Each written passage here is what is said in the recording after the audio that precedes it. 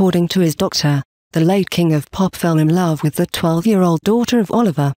Star Mark Lester. King of Pop Michael Jackson became infatuated with his British goddaughter when she was just 5 years old, his doctor claims. By the time she was 12, the Twisted Thriller star was so obsessed with the little girl that he was determined to marry her as soon as possible. But he also fell for movie star Emma Watson when she was an 11-year-old Harry Potter actress and announced that if he couldn't have his first choice he'd wed her instead. The extraordinary claims are made in an explosive new book by the singer's personal physician, Dr. Conrad Murray. It casts an astonishing light on the bizarre, dark world of the 400 million record-selling megastar, who died of a prescription drugs overdose in 2009. Murray, 63, claims Jacko confided in him about his crush on little Hyatt, the daughter of his close friend, former Oliver. Child actor Mark Lester, 58. Michael fell in love with Hyatt when she was roughly 5 years old, Murray writes in This Is It, named after the concerts at London's O2 Arena that Jackson, 50, had been preparing for when he died. Then, by age 12, he grew to become fixated on her, he claims. He wanted me to go with him to visit her father and to discuss plans for matrimony while in London, during the This Is It concerts. He told me Hyatt's father was Mark Lester, his very close friend. An entire chapter of the book, which will be published on Tuesday, documents Jackson's sickening obsession with very young girls. Telling of his reaction to the star's bombshell confession, Murray writes, "I was concerned that Hyatt was legally far too young for marriage in most of the world.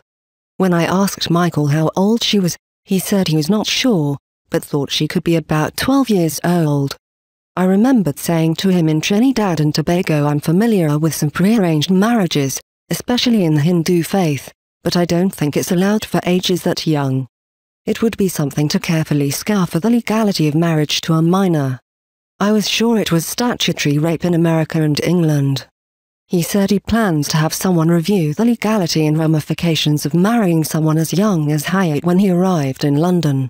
He wanted me to visit Hyatt's father with him so he could discuss the ramifications of marrying someone that young in the Western world. He claims the megastar told him, "You must swear you will never say a word to anyone about this. Only you will know when the time is right." And Dr. Murray has decided the right time is now. Jackson always vehemently denied persistent child sex abuse rumors surrounding him. He paid millions of dollars to settle a number of cases with the families of young boys who claimed to have been abused by him at his Neverland Ranch in California.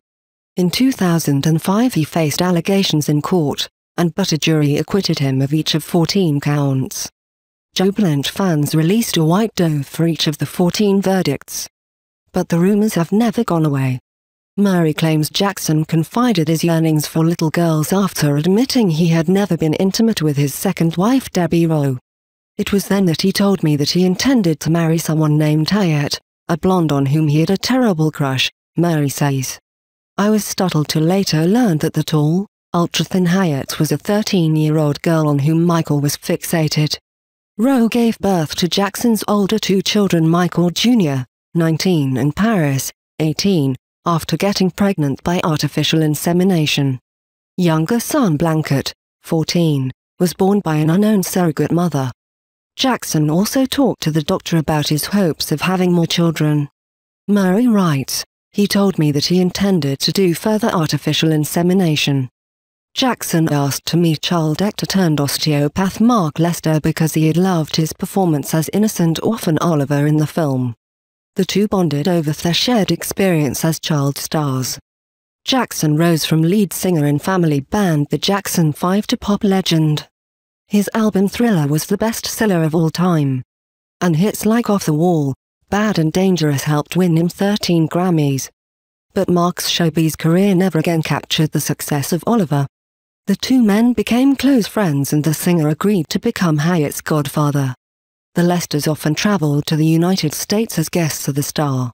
Photographs of Jacko with young Hyatt show their closeness, but their friendship remained entirely innocent except in his head.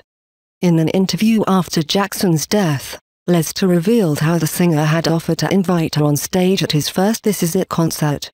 He said, He told Hyatt he wanted her to come on stage with him when he sang his song Dirty Diana. He was really fired up. Lester declined to comment about Murray's allegations this week.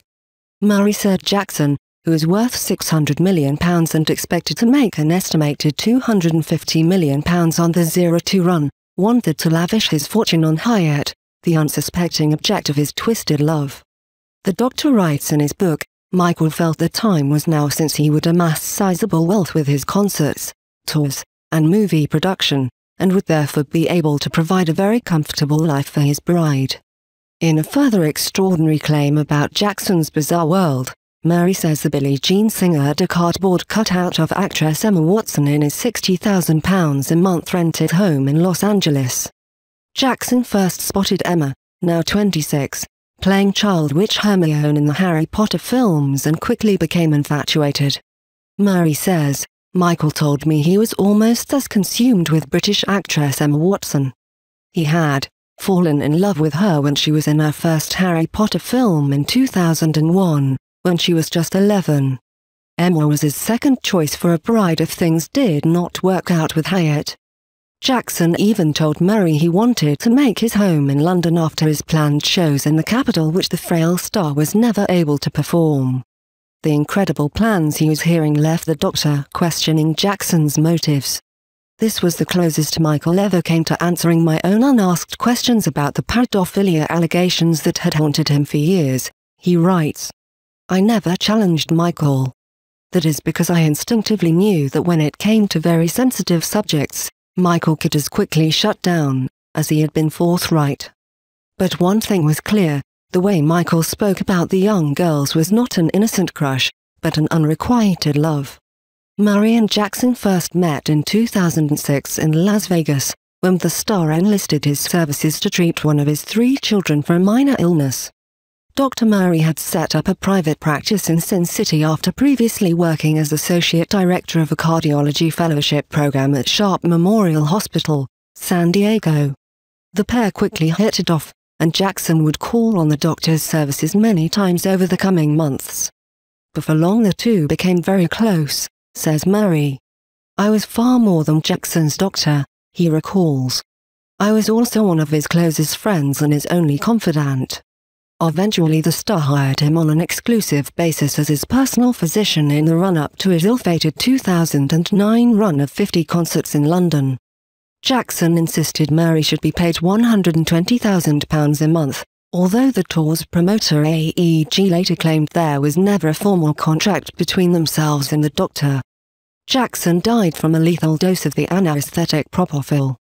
Murray was charged and convicted for the involuntary manslaughter of the star, and served 2 years of a 4-year prison sentence. However, he has always fiercely denied wrongdoing and insists he still loves the entertainer.